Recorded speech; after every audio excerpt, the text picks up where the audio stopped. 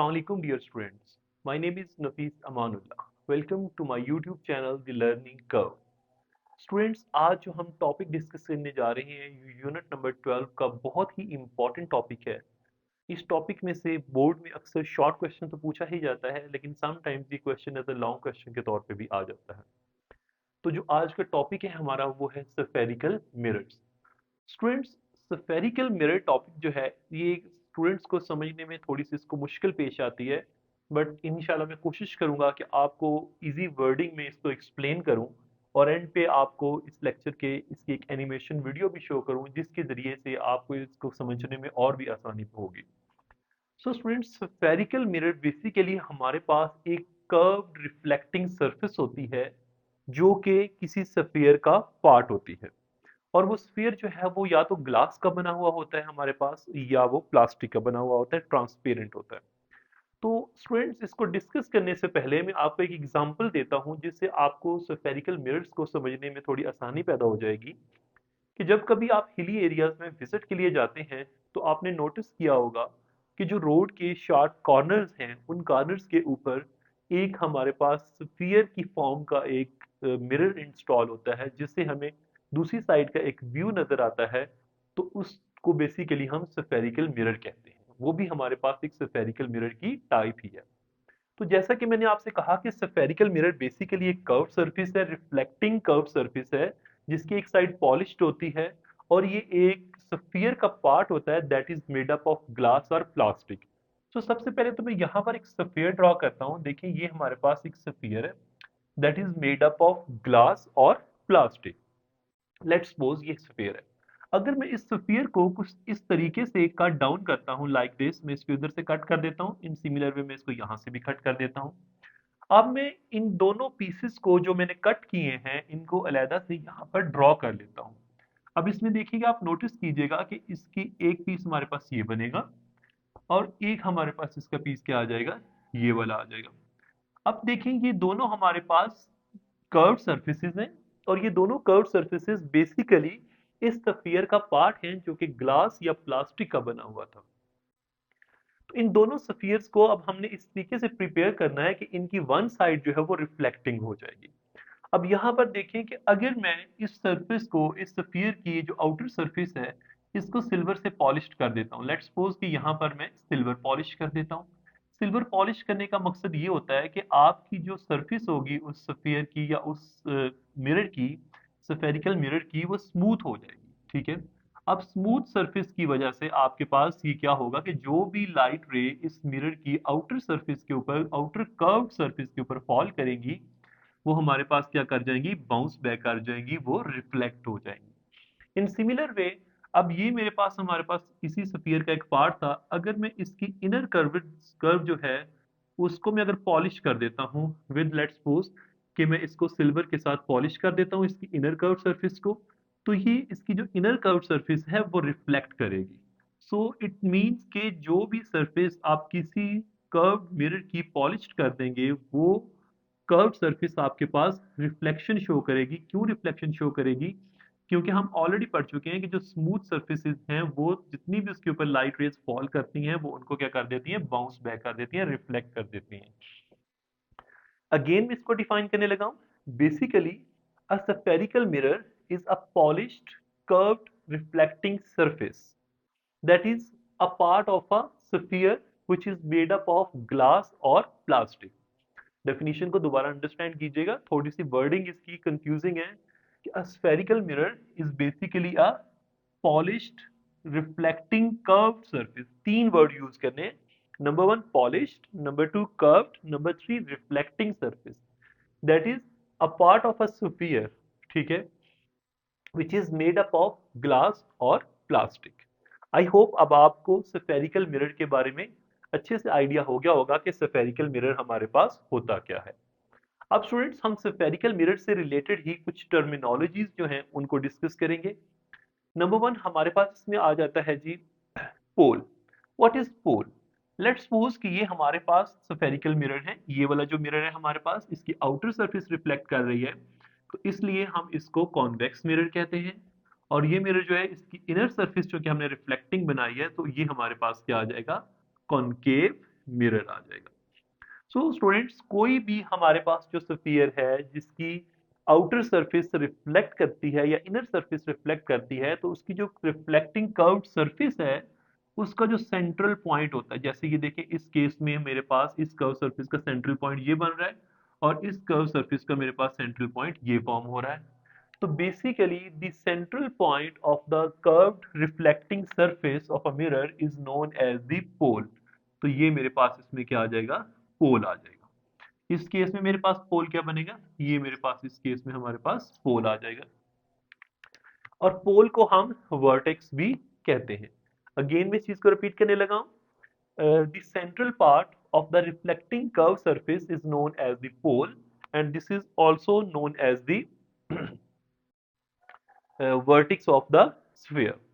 अब स्टूडेंट्स और डिफरेंट कुछ टर्मिनोलॉजीज हैं स्फीयर से रिलेटेड ही, अब हम उनको डिस्कस करेंगे। अब जैसा कि आप देख सकते हैं कि यहाँ पर हमारे पास ये एक कर्व्ड सरफेस थी, ठीक है, स्फीयर था आप कह सकते हो। इस स्फीयर से हमने क्या फॉर्म किया है, इस स्फीयर से हमने ये दोनों कॉन्वेक्स मिरर और कनकेव मिरर फॉर्म किए हैं।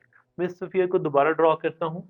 लेट्स सपोज जी ये मेरे पास एक स्फीयर स्फेरिकल बॉडी है। सेकेंड टर्म जो अब हम डिस्कस करेंगे that is the centre of curvature, कि हमारे पास सेंटर ऑफ कर्वेचर क्या होता है। तो हम सिंपली कहेंगे कि the centre of a sphere from which these two mirrors are formed, from which a spherical mirror is a part, ठीक है, a spherical mirror is a part of the sphere and the center of that sphere is known as the center of curvature।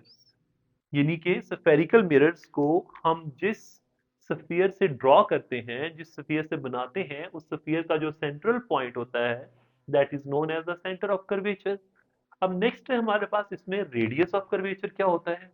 Radius of curvature is basically the distance, ये पोल है हमारे पास curve surface की, इसकी reflecting curve surface है जो उसका। अब ये जो पोल और सेंटर ऑफ कर्वेचर के दरमियान हमारे पास डिस्टेंस है, distance between pole and center of curvature of a sphere is known as the radius of curvature। ये हमारे पास radius of curvature कहलाएगा इस केस में। Now students, next is the principal axis। Principal axis is basically a straight line, ठीक है, that passes through center of curvature and pole। अब यहाँ पर बच्चे बहुत कंफ्यूज होते हैं, वो कहते हैं कि सर पहले आपने कहा कि हमारे पास जो ये डिस्टेंस है सेंटर ऑफ कर्वेचर और पोल के दरमियान, ये हमारे पास कहलाता है रेडियस ऑफ कर्वेचर, और अब आप कह रहे हैं कि हम इसको प्रिंसिपल एक्सिस कहते हैं। तो इसको जरा अंडरस्टैंड कीजिएगा। बेसिकली बेटा हमारे पास जो डिस्टेंस होता है, जैसा कि आप देख सकते हैं यहाँ पर मैं एक सर्कल ड्रॉ करता हूँ, पहले स्फीयर ड्रॉ कर लेता हूँ। ये मेरे पास एक स्फीयर है, ठीक है, इसमें हमने मार्क किया था कि सेंटर में जो हमारे पास होता है that is the centre of curvature, और इसकी कर्व सरफेस का जो सेंट्रल पॉइंट होता है दैट इज द पोल। और पोल और सेंटर ऑफ कर्वेचर के दरमियान जो डिस्टेंस होता है that is known as the radius of curvature. और इस तरीके से हमारे पास ये जो पैरेलल लाइन है जो कि पास करती है पोल और सेंटर ऑफ कर्वेचर से, this is known as the principal axis. इस लाइन को हम प्रिंसिपल एक्सिस कहते हैं। डिफरेंस रेडियस ऑफ कर्वेचर और प्रिंसिपल एक्सिस में ये है कि जो सेंटर ऑफ कर्वेचर से पोल तक का डिस्टेंस है वो रेडियस ऑफ कर्वेचर है, और जो डिस्टेंस लाइन हमारे पास पोल में से भी पास करे और सेंटर ऑफ कर्वेचर में भी पास करे उसको हम प्रिंसिपल एक्सिस कहते हैं हमारे पास, ठीक है। नेक्स्ट हमने डिस्कस किया था कि हमारे पास फोकस, इसके बाद हमारे पास आ जाता है कि what is the focal length of a convex mirror. तो फोकल लेंथ का जो कॉन्सेप्ट है उसके लिए पहले हमें फोकस पॉइंट के बारे में इल्म होना बहुत जरूरी है, जो कि मैं बाद में एक्सप्लेन करूंगा। लेट्स सपोज कि in this case this is the focus point of this mirror, so the distance between the focus point of a mirror, ठीक है, and the pole of the mirror is known as the focus point and the pole is known as the focal length, and focal length is always the half of the radius of curvature of the mirror। ये आपने याद रखना, ये बहुत important formula है। Students अब हम इसकी डिफरेंट टाइप्स के बारे में डिस्कस करेंगे, और डिफरेंट टाइप्स को डिस्कस करते हुए मैं आपको इस फोकस पॉइंट के बारे में भी एक क्लियर आइडिया दूंगा कि बेसिकली ये फोकस पॉइंट होता क्या है। स्टूडेंट्स, अब हम डिफरेंट टाइप्स ऑफ मिरर्स के बारे में पढ़ेंगे। हमारी बुक में बेसिकली स्फेरिकल मिरर की दो टाइप्स को एक्सप्लेन किया गया है। Number one is the convex mirror and number two is the concave mirror. तो इसमें हम बेसिकली डिस्कस करेंगे कि कॉन्वेक्स मिरर और कनकेव मिरर होता क्या है, इसको डिफाइन करेंगे। इन दोनों मिरर्स में हमारे पास इमेज फॉर्मेशन कैसे होती है, किस मिरर में रियल इमेज फॉर्म होता है, किस मिरर में वर्चुअल इमेज फॉर्म होता है, और जो इमेज फॉर्म होता है उसका साइज क्या होता है और वो साइज किस चीज के ऊपर डिपेंड करता है। तो स्टूडेंट, सबसे पहले तो हम इसको डिफाइन करते हैं। कॉन्वेक्स मिरर हमारे पास बेसिकली एक ऐसी पॉलिश्ड रिफ्लेक्टिंग सरफेस होती है जिसकी जो आउटर सरफेस है वो रिफ्लेक्ट करती है और जो इनर सरफेस है वो रिफ्लेक्ट नहीं करती। जैसा कि आप यहाँ पर देख सकते हैं, ये हमारे पास एक कन्वेक्स मिरर है जिसकी आउटर कर्व सरफेस, ये वाली जो है हमारे पास, ये आउटर कर्व सरफेस है, ये रिफ्लेक्ट करेगी। ठीक है। अब होता क्या है कि हम इस सरफेस को, आउटर सरफेस को जो है सिल्वर पॉलिश्ड कर लेते हैं और सिल्वर के ऊपर हम बाद में रेड लेड ऑक्साइड का एक जो कोट कर देते हैं। रेड लेड ऑक्साइड इसलिए किया जाता है कि जो सिल्वर है वो क्रूड ना हो सके, उसकी सरफेस जो है वो खराब ना हो सके। तो हम सिंपली कह सकते हैं कि the type of mirror whose outer curved surface is reflecting is known as the convex mirror.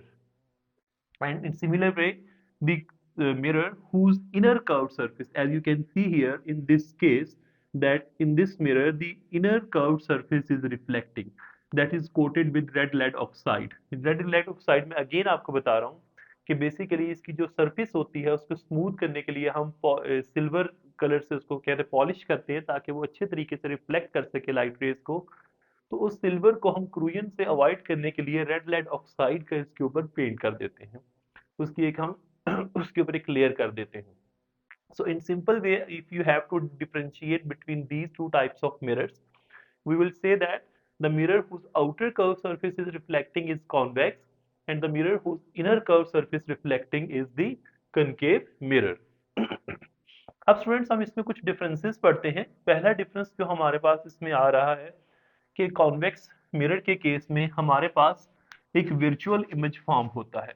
हम ये वर्ड कह तो रहे हैं कि वर्चुअल इमेज फॉर्म होता है, बट हम उस इमेज को वर्चुअल इमेज कहते क्यों हैं उसको भी हम अंडरस्टैंड करेंगे। स्टूडेंट्स, लेट्स सपोज दैट कि हमारे पास यहाँ पर तीन लाइट की पैरेलल रेज आ रही हैं। तो हम नोटिस करेंगे कि ये जो लाइट की पैरेलल रेज इस कॉन्वेक्स मिरर की आउटर सरफेस के ऊपर आकर कोलाइड कर रही हैं, तो आफ्टर क्लूजन ये हमारे पास इस डायरेक्शन में क्या हो जाएंगी, बाउंस बैक हो जाएंगी। ये जो है ये वेव इस डायरेक्शन में रिफ्लेक्ट हो जाएगी और ये इसी डायरेक्शन में रिफ्लेक्ट हो जाएगी हमारे पास। अब ये देखें कि ये जो हमारे पास लाइट रेज हैं वो किसी भी पॉइंट पे कन्वर्ज नहीं हो रही, बल्कि जो कन्वेक्स मिरर है उससे कोलाइड करने के बाद ये डिफरेंट डायरेक्शंस में डाइवर्ज हो जाती हैं। तो हम इन लाइट रेज को मिरर के पीछे वाली साइड पे जो है ना वो एक्सटेंड करते हैं और हम ऑब्जर्व करेंगे कि देखिए मिरर की बैक साइड के ऊपर हमारे पास एक पॉइंट ऐसा फॉर्म होता है जहां पर ये तीनों लाइट रेज जो हैं वो एक पॉइंट पे मीट कर रही हैं। और हमें पता है कि जिस पॉइंट के ऊपर लाइट रेज मीट करती हैं उसके ऊपर एक इमेज फॉर्म होता है। सो हम अज्यूम करते हैं कि कॉन्वेक्स मिरर की बैक साइड के ऊपर एक पॉइंट है जहां से ये रेज आती हुई अपीयर होती हैं, तो उस पॉइंट के ऊपर हमारे पास एक इमेज फॉर्म हो रहा है। चूंकि हम ये एक्सटेंड कर रहे हैं, अज्यूम कर रहे हैं इस चीज को यहाँ पर, तो इसलिए इस केस में जो हमारे पास इमेज फॉर्म हो रहा है that image is the virtual image. और जिस पॉइंट के ऊपर ये लाइट रेज मीट करती हैं आके, हम इस पॉइंट को कहते हैं focus point. So the point in case of convex or concave mirror where light rays converge or appears to be converged is known as the focus point। यानी कि जहां पे वो सारी की सारी लाइट रेज आकर एक पॉइंट पे कन्वर्ज हो जाएंगी, इंटरसेक्ट करेंगी, मीट करेंगी, that point is known as the focus point. अब हम एग्जांपल लेते हैं कॉनकेव मिरर की, that how is image formed in case of concave mirror. Let's suppose that there are again three parallel light rays. This is the first light ray, and this one is the second light ray, and this one is the third light ray. अब हमारे पास इस mirror की symmetry इस तरीके की है कि ये जो है इन लाइट रेज को, ये जो लोअर पोर्शन है ये लाइट रे को इस तरीके से बेंड कर देगा अपवर्ड डायरेक्शन में, और ये जो हमारे पास अपर पोर्शन है ये लाइट को इस तरीके से डाउनवर्ड बेंड कर देगा। तो इस तरीके से हमारे पास ये लाइट रेज यहाँ पर रिफ्लेक्ट बैक हो जाएंगी, और ये वाली जो रे है इसी तरीके से ये भी बाउंस बैक हो जाएगी, और जिस पॉइंट के ऊपर ये आकर मीट करेंगी, रियल में मीट कर रही है यहाँ पर, this point is known as the focus point, और यहाँ पर हमारे पास जो है वो एक इमेज फॉर्म हो जाएगा। अब डिफरेंस क्या है कि कॉनकेव मिरर में हमारे पास लाइट रेज जो हैं वो रियल में एक पॉइंट के ऊपर कन्वर्ज हो रही हैं, इसलिए हम कहते हैं कि इस केस में हमारे पास जो इमेज फॉर्म होता है वो रियल होता है। बट कुछ सर्टन केसेस हैं जो मैं आपको इसके बाद एक एनिमेटेड वीडियो शो करूंगा, उसमें आप ऑब्जर्व कीजिएगा कि एक केसेस में ऐसा भी आता है कि कॉनकेव मिरर के केस में वर्चुअल इमेज भी फॉर्म होता है, बट कॉन्वेक्स मिरर में हमेशा ही आपके पास एक वर्चुअल इमेज फॉर्म होगा। सेकेंड डिफरेंस हमारे पास ये है कि जो कॉन्वेक्स मिरर का इमेज होता है दैट इज इरेक्ट इमेज होता है, यानी कि इरेक्ट का मतलब है हमारे पास एक स्ट्रेट इमेज होता है। ठीक है, मतलब कि जो डायमेंशन, जो डायरेक्शन हमारे पास ऑब्जेक्ट की होती है बिल्कुल उसी तरीके से हमारे पास एक straight image like this form हो जाता है आपके पास। But in case of concave mirror हमारे पास जो इमेज है वो अपसाइड डाउन होता है, यानी कि इन्वर्टेड इमेज फॉर्म होता है हमारे पास लाइक दिस, ये हमारे पास इन्वर्टेड इमेज इस तरीके से फॉर्म होगा। अगर ऑब्जेक्ट हमारा स्ट्रेट है तो हमारे पास जो इमेज होगा उसका वो इस तरीके से अपसाइड डाउन फॉर्म होगा हमारे पास। थर्ड, कॉन्वेक्स मिरर जो है हमारे पास, कॉन्वेक्स मिरर का साइज हमेशा जो है उसमें इमेज का साइज ऑब्जेक्ट से स्मॉलर ही रहता है। ठीक है, ऐसा कभी भी नहीं होगा कि कॉन्वेक्स मिरर के केस में आपके पास इमेज का साइज बड़ा हो जाए। इमेज साइज, चूंकि इमेज वर्चुअल है तो इमेज का साइज हमेशा ऑब्जेक्ट से स्मॉलर ही रहेगा। But in case of concave mirror, the size of the image depends on the position of the object. अगर हम पोजीशन ऑफ द ऑब्जेक्ट को चेंज करेंगे तो उससे जो साइज ऑफ इमेज है वो भी इफेक्ट होगा हमारे पास।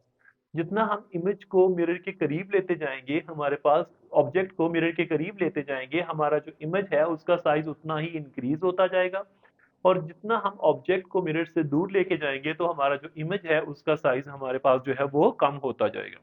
सो हम कह सकते हैं कि इन case of concave mirror size of the image depends on the position of the object, कि आप उस ऑब्जेक्ट को किस पोजीशन पे प्लेस कर रहे हैं। एक और डिफरेंस है हमारे पास कि इन case of convex mirror focus lies behind the mirror, image form behind the mirror, and in case of concave mirror focus lies in front of the mirror and image also forms in front of the mirror. So students, ये हमारे पास convex mirror और concave mirror के दरमियान कुछ differences थे। अब question ये आता है कि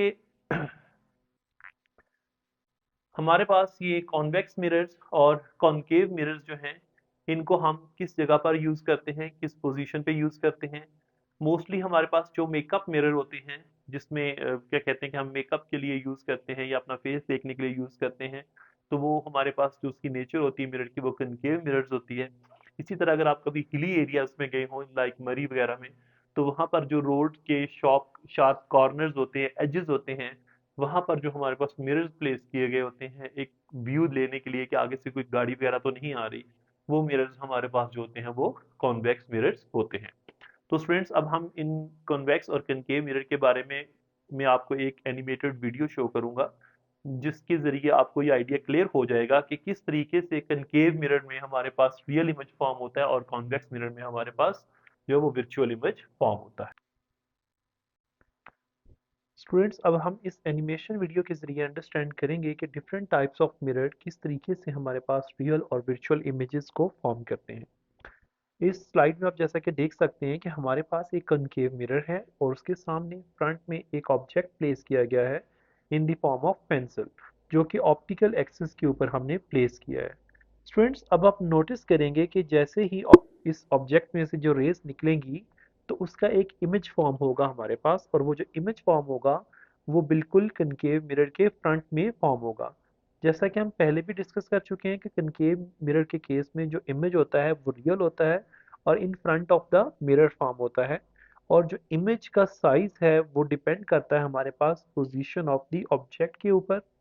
और नंबर 3 हमने ये पढ़ा था कि हमारे पास ये जो इमेज होता है ये इन्वर्टेड होता है। आप इसमें देख सकते हैं कि हमारे पास ये जो इमेज आ रहा है ये इन्वर्टेड इमेज है। अब हम ऑब्जेक्ट की पोजीशन को चेंज करके चेक करते हैं कि क्या वाकई हमारे पास इमेज का जो साइज है वो चेंज हो रहा है। तो आप नोटिस कीजिएगा कि जैसे जैसे हम ऑब्जेक्ट को मिरर से दूर लेते जाएंगे हमारे पास जो इमेज है उसका साइज स्मॉल होता जाएगा।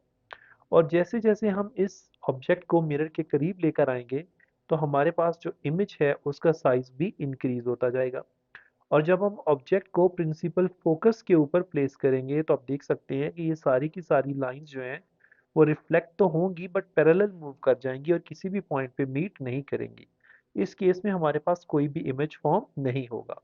नाउ अब जब हम इसको फर्दर मूव करेंगे between principal focus and the mirror, then we will notice कि एक virtual image form होगा जो कि upright होगा हमारे पास और erect image होगा और उसका जो size है वो as compared to object जो है वो काफ़ी बड़ा होगा। अब स्टूडेंट्स हम डिस्कस करते हैं image formation by convex mirror. तो लेट्स सपोज कि ये हमारे पास एक कॉन्वेक्स मिरर है जिसके सामने हमने एक ऑब्जेक्ट प्लेस किया हुआ है। तो अब जैसे ही हम इसमें से लाइट रेज निकलेंगी और एक इस कॉन्वेक्स मिरर से कोलाइड करेंगी तो हम नोटिस करेंगे कि वो डिफरेंट डायरेक्शंस में स्कैटर हो जाती हैं। अब फिर हम अज्यूम करते हैं कि हमारे पास वो लाइट रेज जो है वो कन्वेक्स मिरर की बिहाइंड साइड पे किसी पॉइंट पे जाके मीट कर रही हैं। इस पॉइंट के ऊपर हमारे पास एक वर्चुअल इमेज फॉर्म होगा जैसा कि आप यहाँ पर देख सकते हैं। स्टूडेंट्स अब देखिएगा कि हम जैसे ही ऑब्जेक्ट की पोजीशन को चेंज करेंगे आइदर हम इसको मिरर के करीब लेकर आएंगे या मिरर से हम दूर लेकर जाएंगे, हमेशा हमारा जो इमेज है उसका साइज जो है वो ऑब्जेक्ट से स्मॉल ही रहेगा। और सेकंड चीज इसमें आप ये नोटिस करें कि हमारा जो इमेज है वो इरेक्टेड इमेज फॉर्म हो रहा है, यानी कि अब हमारे पास जो इमेज है वो बिल्कुल जो डायमेंशंस हमारे पास ऑब्जेक्ट की हैं सेम डायमेंशंस हमारे पास वो इमेज की फॉर्म हो रही हैं। सो इस तरीके से हमारे पास कॉन्वेक्स और कनकेव मिरर रियल और वर्चुअल इमेजेस जो है वो फॉर्म करते हैं। सो स्टूडेंट्स आई होप कि अभी आपको एक क्लियर आइडिया हो गया होगा कॉन्वेक्स मिरर और कनकेव मिरर की इमेज फॉर्मेशन के बारे में। तो अगर आप मज़ीद इस तरह की वीडियोस देखना चाहते हैं या कोई टॉपिक समझना चाहते हैं तो प्लीज़ आप कमेंट सेक्शन में जो है वो अपने टॉपिक का नाम ज़रूर मेंशन किया करें। हम उस टॉपिक पे आपके लिए एक वीडियो बना देंगे। Thank you so much and अल्लाह हाफिज़।